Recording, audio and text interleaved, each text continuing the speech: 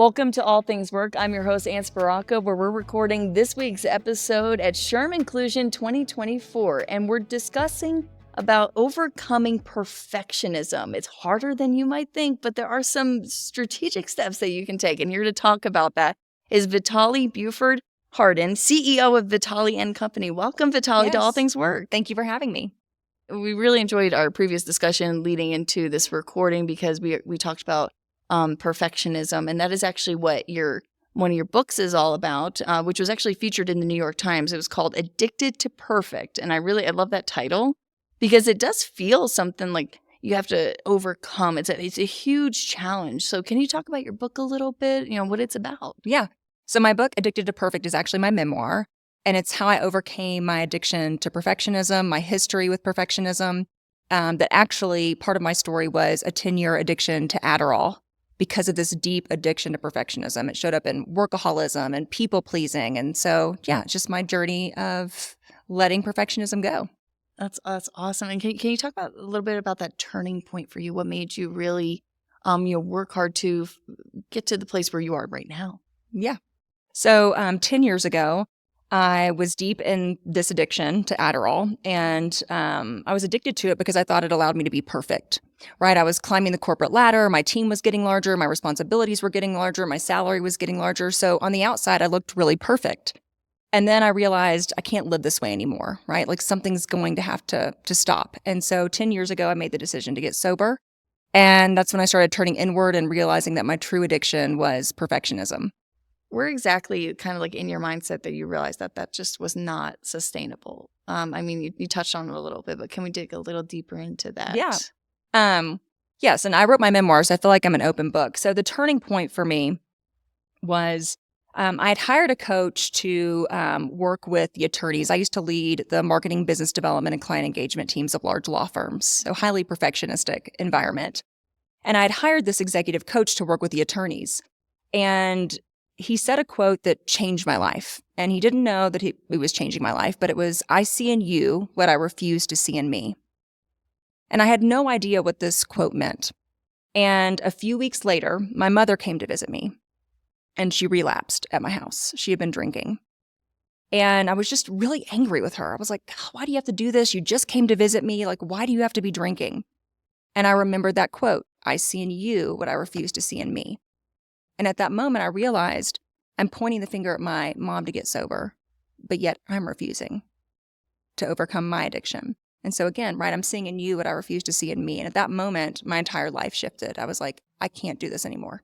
It's so funny how like one simple quote can really make you see things differently. Right. Wow. I love that. And so can you talk about how you help organizations shift from that, perfectionism, that goal for perfectionism into more of that authentic and resilient and supportive environment? Yeah. So over the past 10 years, I started diving deep into perfection. I've led 2 university research studies on the impact of perfectionism because I realized like, wow, I was a leader of perfectionism. I was, kind of continuing this culture of perfectionism and leading from it. And the research shows that 92% of us are struggling with some form of perfectionism. And so if 92% of us are struggling with some form of perfectionism, it's showing up in the workplace. My research also shows that 85% of workplaces have cultures of perfectionism. So not by intent, but by default. And it impacts our innovation, our productivity, the authenticity. And so for me, it's just about educating organizations about how perfectionism is showing up in the workplace. Creating systems that turn the volume down on the perfectionism so that we can turn the volume up on authenticity, trust, inclusivity. I love that. I love how you did the volume up on that. That was great. I think a lot of people can really relate to this. And, a lot of, like you said, 92%. Is that the correct number? Yes, 92% of people. Yeah. So if you think about it, a majority of our audience is probably feeling the pain. They're like, oh man, I got to look inward now because I got to address this. I'm a perfectionist, and not saying I am perfect at what I do. I'm clearly not. It took me 3 takes to introduce this episode recording. All right. But I was talking to my colleagues about kind of being really my harshest critic. I'm almost mean to myself. And it really is upsetting when I kind of look back or think back on how I talk to myself, especially in like previous steps in my career. And I'm like, why were you so hard on yourself? Like, you were learning. You had just gotten out of college. Can you talk about like stuff like that? How it's just so common how people really relate to this. Right. Well, I mean, it is. Think about it. We send an email to the leadership team, and after we hit send, there's a typo. Oh gosh. Right. And My we're nightmare. like, oh my gosh, I'm incompetent. I can't believe I did this. I'm not going to get my fourth quarter bonus. They probably won't approve that additional hire. Right. We get into our heads. We do. Right. Because that's what perfectionism does. It gets us out of our hearts and into our heads. And we obsess over it. And that keeps us from being present, from being productive, from being connected. So it truly, like that harsh self-criticism. So I just use this mantra, and I give myself room to be human. I send the email, there's a typo. I give myself room to be human. I'm going to type that on print and put it on my desk for when I go back to the office. I also think it can often distract you from the actual work that you really need to get done. Like you said, that simple typo, I mean, this is how bad I am. I have a 10-second delay on my emails. So if I catch a typo, I can cancel the send and fix it and send it again. And I told my coworkers that, and they kind of looked at me like a little funny, and they're like, "Are you okay?" And I'm like, "Oh, I'm sorry. I'm just trying to make sure I do this right." But really, I just need to focus on making sure that person gets the email so that they can, get what they need to get done.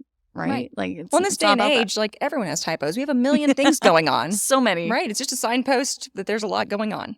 And I would love to talk about, like, from your perspective, how the pressures of perfectionism, how they affect leadership within the organization. Yeah. So let's also just kind of define perfectionism. So the way that I define perfectionism is when we do things for love instead of from love. Okay. So think about it, right? I need to let that when we sit do for a things for love, it's like I'm saying yes to these unrealistic expectations because I want to prove my worth to my boss.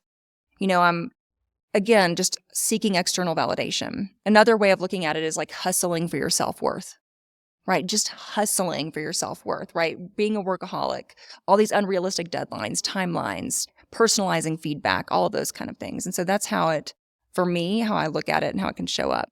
And what are some of those potential consequences if they're left unaddressed, especially within organizational leadership? Yeah. So when people have a fear of failure or a fear of making a mistake, then there's low innovation, right? Because people aren't coming up with new ideas. They're like, well, I don't want to share this because what if it's a dumb idea, or what if someone else has already thought of it? So the innovation is low. And then also, if people have a fear of speaking up, then you can't fix problems that need to be solved. Right? If someone doesn't want to say like, hey, this process needs to be fixed, then we can't solve for it because of that deep fear. And I was just talking to my my direct boss the other night because we were talking about being women in the workplace. Right. That's also something that, we deal with imposter syndrome probably a little bit more. And a lot of people have it in different ways. And Right. we talked about how challenging it is to rebuild that confidence, to speak up, to throw out this idea. Even if nobody likes, you're like, okay, I tried, instead Right. of being too worried about being judged, right? So with imposter syndrome, basically, if you have imposter syndrome, it means that there's a level of competency there. Mm-hmm. So you're already competent enough. Right. And also, when my imposter syndrome shows up, because it does, we're human, I remind myself that I wouldn't have the opportunity in front of me if I wasn't ready. So it's really just that kind of mantra that I remind myself of, right? Like I wouldn't have this challenge if I wasn't ready to solve it. I wouldn't have this opportunity to present if I wasn't ready for it. I wouldn't be ready for this promotion, right? So imposter syndrome for me is just like I wouldn't, just trusting the path of your life and the timing of your life. I love that. And I saw you wrote on LinkedIn, and I'm going to quote you. I'm Oh. going to read it off. It's just a small line. It was right at the top of your post. It said, what's really scary? Regret. Yeah. And I think that ties this in with kind of just being too hard on yourself and missing those opportunities, afraid of speaking up, not being willing to kind of risk that judgment even, or you shouldn't care about the judgment. You should just know that you tried, but you chose to go towards aiming for perfectionism than like being part of the company. Can you talk about that line you have? Yeah. I mean, perfectionism puts a limit on our life. Right? It says wait for the perfect time to start your business or apply for that promotion or start your family or whatever it is. And so we wait instead of remembering that someday is today. And, to quit letting perfectionism like keep you from everything that you deserve. Right. It's a lot of anxiety that goes with it Oh too. my gosh, yes. Anxiety and perfectionism are BFFs. They go hand in. It's just Yeah. it's just with its work boots on, Yeah, totally. That's how I describe it Yeah. a little bit. Yeah. Because everybody on some level has a form of anxiety. It's just how does it appear Right. at work or at home or just other parts of your life? And I think work is huge for me and a lot of people as well. So Most definitely. I love that we addressed the regret part. But back to kind of like more practical strategies for HR pros, because this is the work you do, right? So what are some of those practical strategies that they can implement to overcome that imposter syndrome and perfectionism? So first is just by acknowledging how perfectionism is showing up for you. And so when I'm teaching it, there are two types of perfectionism. So there's slow perfectionism and then there's fast. So slow perfectionism is the kind of perfectionism that keeps you stuck. You're procrastinating, you're not speaking up, you're not delegating, you're avoiding crucial conversations, right? So you're stuck. Then on the other end of the spectrum is fast perfectionism. And that is the workaholism, the unrealistic expectations, the chronic multitasking, the always saying yes, the need for external validation, the obsessive thinking, right? I sent the email, now I'm obsessing over it. And so first, it's just by identifying like how perfectionism is showing up for me. Is my slow perfectionism present? Is it my fast perfectionism? And so if you can acknowledge that, that's step one. I love that. So I was actually I'm gonna toss this back just because kind of something weird that I like listened to one time on this podcast. This guy was talking about how drinking coffee doesn't make you more focused, doesn't make you get more work done. Actually, lowering your anxiety levels can make you more focused. Most definitely. Taking a moment to breathe and slow down and accept that the you're not going to be perfect because nobody is. And he said that actually is a huge key to slowing your heart rate and actually getting the work done that you need to get done. So you're no longer procrastinating or you're not moving so fast that you are actually making more mistakes than you intended, right? Yeah. Yeah, so I just wanted to bring it back to that because I was just, that sticks in my head. And once I heard that, I was like, oh, I still like coffee, but. Well, I only drink 1 cup because truly, like if I drink 2 cups, then I show Yep. up as a completely different human. I know, I try to stick to 1, so maybe cut down on the coffee, people, right? Cut down on the coffee. And then another tool, a practical tool for switching from imposter syndrome or anxiety is going from like what if thinking to even if thinking. So what if thinking is very perfection-based, problem-based, like, well, what if I send that email? Or, what if what if this happens? And what if that team member quits? And what if we don't meet that huge deadline at work? It's like, what if? And just switch to even if. Okay. Right? Even if the team member quits, it's going to be a little difficult, but we're going to get through it. It's going to be okay, right? Even if we don't meet that huge deadline, we can come together as a team, evaluate our approach, and come up with a new way forward. So like even if it's going to be okay. Okay. And it's just so simple. It's 2 words, just changing that vocabulary. Mm-hmm. I swear putting signs up will help me remember. Yes. There's so many good phrases here. Okay, so in addition to your other book, you have this smaller book that is called From Flawed to Fantastic, Your A to Z Guide to Conquering Perfectionism at Work. Can you tell us a little bit about it, maybe one of your favorite parts? Yeah, so it's just an A to Z guide. So for every letter of the alphabet, there is a tip for overcoming perfectionism. So you can actually just open the book to any page, and I'm sure it'll give you a message for overcoming perfectionism. And then at the very end, there are my top 4 mantras for releasing perfectionism. And they are, I give myself room to be human, which we've talked about. Yes. They are, done is better than perfect. So just get started. The next one is, I cannot miss out on what's meant for me. So just kind of trusting the timing of your life. And then for all my procrastinators out there, action leads to confidence, which leads to action. Okay, I love that. We also talked about the no zone when it comes to delegating tasks. But you also say perfectionism is the thief of joy. Yeah. I mean, when we look at perfectionism, really think about like, what is it costing you? Like, what is the cost of your perfectionism?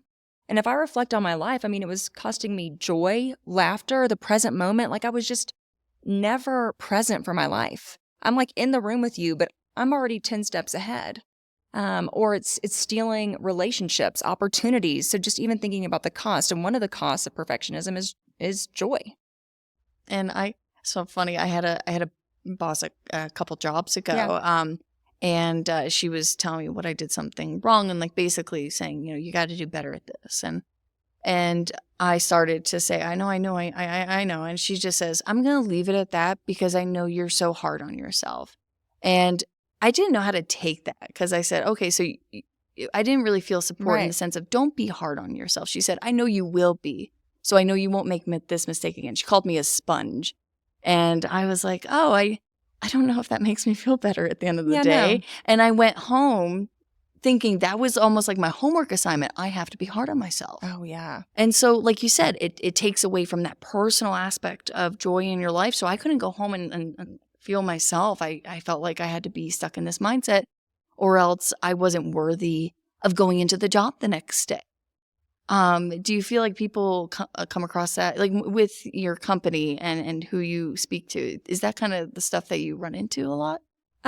There's definitely like weaponized perfectionism, Mhm. but what I have found is it's more just unintentional, Right. right? Like cultures of perfectionism exist Mhm. by default, Mm-hmm. but that doesn't excuse it. Right. We got to do something different. Mhm. So not so much the intentional kind of weaponized perfectionism, but it definitely exists. It's more so just this unintentional kind of how we are as humans and this constant need for external validation and all of that. And I'm sure she was just trying to say, like, don't worry too much. But I think the way it was said, me being the perfectionist, I read into it that way. Right. So. But I think we've all had moments like that with our managers, whether they were wonderful or not so great. You know, if you're hard on yourself, you're hard on yourself at the end of the day. So you talked about just kind of that mental health aspect, and want to kind of dive into a little bit of your insights on psychological safety. Could you share some of the components of psychological safety when it comes to aiming away from the need for or the addiction to perfectionism? So what I found, like in my research and all the work that I do in companies, is that perfectionism and psychological safety can't coexist, right? It's one or the other. And so what are we doing as organizations to turn the volume up on on the psychological safety and trust, to turn the volume down on perfectionism? And it's really working on like the systems that are in place within organizations, right? So there's like systemic changes that have to happen to support a psychologically safe environment. And then you also have to give leaders the actual tools to lead with trust and lead with psychological safety. So it's really two pieces, because you can teach the leaders to be more psychologically safe, but if the actual environment or ecosystem that they're operating in isn't, it's not going to matter as much. I was about to say, how does that really impact kind of organizational goals at the end of the day? Because, you know, you can be a company leader and think, oh, well, I don't have time to worry about somebody's like addiction to perfectionism. But if you address it, you might actually see improvement in so many other aspects of your company. Right. Mm-hmm. And mistrust is the most expensive thing on an income statement for a company. Wow. Right? Because think about it. When we Mhm. don't trust people, we put more controls in place. Right. We have redundancies. We buy softwares that we don't need. Okay. All of these things. So it's actually really expensive to That's- have mistrust. That's really interesting. So. Oh, wow. Okay. And so I love that we're talking about kind of really addressing the deeper mental health aspect and the psychological safety here. Yeah. I feel like we're in like Inside Out, the Disney movie. Yes. Addressing anxiety and feeling safe and like feeling heard. I wish we had that as kids, you know? I know. So how can HR pros and other leaders really create an environment that encourages this vulnerability and openness? Yeah. For me, like if you're looking at organizationally, I typically have organizations develop trust tenants. So actually like pillars of trust. And so develop 4 or 5 of them for your culture. So I've worked with many organizations and we develop the trust tenants for the team, department, or organization as a whole. And then for each trust tenant, you're going to develop what are the actions for each trust tenant? Like what if, for example, transparency is one of your trust tenants? What does that look like for your team? Like what are the actual actions they need to take to be a transparent leader, to be trustworthy? And then what are the metrics that you can also associate it with? So you would develop trust tenants and then you would talk about them, coach them. Like it becomes sort of like your new values, but out of trust. And part of that trust comes like support and appreciation. Yeah. Within the workplace. So what are some examples that you've seen where leaders actually successfully implemented that, you know, that support, that culture of support and appreciation for the employees to get that, you know, reciprocated behavior? Yeah. So one of my clients, one of their trust tenants was caring. And so caring obviously is all about relationships and investing in relationships and recognition and gratitude. So then how do we systematize that? Because what happens when we become extremely busy? We forget to make deposits into the relationship bank accounts of those that matter. And so they created a system where everyone on the team needed to make 3 relationship bank account deposits a week, right? And everyone tracked that themselves. And then also knowing the recognition language of everyone on the team, because people receive recognition differently, right? So I'm a words of affirmation person, but the person one of the women on my team, for example, is quality time. And so I always make sure that we have 2 in-person meetings a month since we work remotely, because that's her recognition language. My recognition language is just, hey, Vitale, you're doing a great job. You're amazing, right? So it's giving recognition in the way that people receive that, and then creating a system so that you're regularly doing it. And that sounds like something you put on your phone to remind yourself every day. You're doing amazing. You're doing great. Yeah. You're going to have a good Yeah. day. Gosh, especially if you're a woman in the workplace, you probably relate to Yeah. that. Because I always have self reminders on my phone. Like don't like slow down. You're don't get yourself on a roller coaster kind of feel. So I relate to that a lot. So what impact did that kind of strategy have on that workplace as a whole that you saw? Well, relationships are up, right? Because Right. people are investing in each other. They're taking the time. And so when relationships are stronger, then people communicate better. They're going to give feedback better. They're Mhm. going to more effectively manage conflict. So trust is going to increase. Psychological safety is going to increase. Mm-hmm. So it can have a huge impact.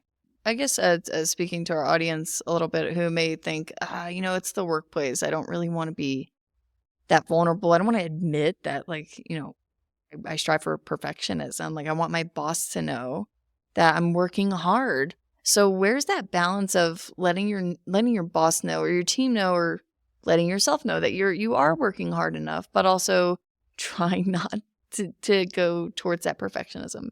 So even one of the things that I like to call it the 85% rule. And so oftentimes what I do is I have leaders look at the different responsibilities of each of their team members or the responsibilities of their team and decide of all these tasks, which need to be 100% and which can be 85%. Okay. And so even just giving team members permission that first drafts can be 85%. Because imagine if you're a perfectionist, you're going to be holding on to that first draft, right? You're going to want it to be 100%. But if you have permission for a first draft to be 85%, then it's going to move things forward faster, right? You can get more eyes on it. We can get more input. We can move the ball forward quicker. So even just 85% on some things is good enough. Good enough. Yeah. And it really takes like a supervisor manager to make that person Yes. feel safe to do that. Mhm. So that relationship really matters. Yeah. And then even as a leader, we have to be okay with 85% as well, right? I mean, if we're going to say something could be 85%, then we have to view it as 85% as well. And it's really hard, especially for managers, people managers. So SHRM released some mental health research earlier this year in the spring. And one that stood out to me, and it really has, was that supervisors and people managers reported, a majority of them reported, I don't want to say a specific number because I don't have that in my head, but a lot of them reported actually prioritizing their organization's well-being over their personal well-being. So they worked too hard, too many hours in the day. They were overworking themselves, and it was making them feel very burnt out. So this perfectionism can actually lead to a lot of burnout and then almost lost productivity at the end of the day. Yeah. And again, this lack of trust. Harvard Business Review had some recent research. I think it was from this year or last year, but it was that 58% of employees would trust a stranger over their own boss. Really? Huh. That's interesting. Right? So Never you think about thought of it in that perspective. so Yeah. the intersection of trust and perfectionism. Wow. So I want to leave with this and, close up our episode with some advice from you. We received a lot of advice. Yeah. And so, we're going to pull more out of you because we just love this. I'm going to put so many posters up around my desk just hearing what you had to say. But really, when it comes to that one piece of advice, maybe that's even kept you going, but you can offer to other HR professionals or company leaders struggling with perfectionism. Can you talk about how that can help them lead to a more inclusive and diverse workplace culture? Because that is also, a part of this whole positive and supportive and appreciated workplace culture. Yeah. Perfectionism doesn't give space for people to be human. Right. And we're in an era of the workplace where people are human and we're accepting of that, and we should be. And so we've got to turn the volume down on our perfectionism. And I think just reminding ourselves, like as we start this journey of 85% over 100% and overcoming our perfectionism and building trust over perfectionism, I give myself room to be human. Give yourself room. Slow I give down, myself give room to be that human. space. Yeah. And only 1 cup of coffee a day. 1 cup of Limited. coffee. Yes. All right. Thank you, Vitale, so Thank much you. for your insight. I really enjoyed this. I felt like a lot of people can relate to this subject. So thank you so much for your insight and your quotes too. We appreciate it. Thank you for having me. All right, that'll do it for this week's episode of All Things Work. We encourage you to subscribe to All Things Work wherever you enjoy your podcast. And you can find more on shrm.org/allthingswork. And you can also follow us on social media. That's it for this episode. We'll catch you next time.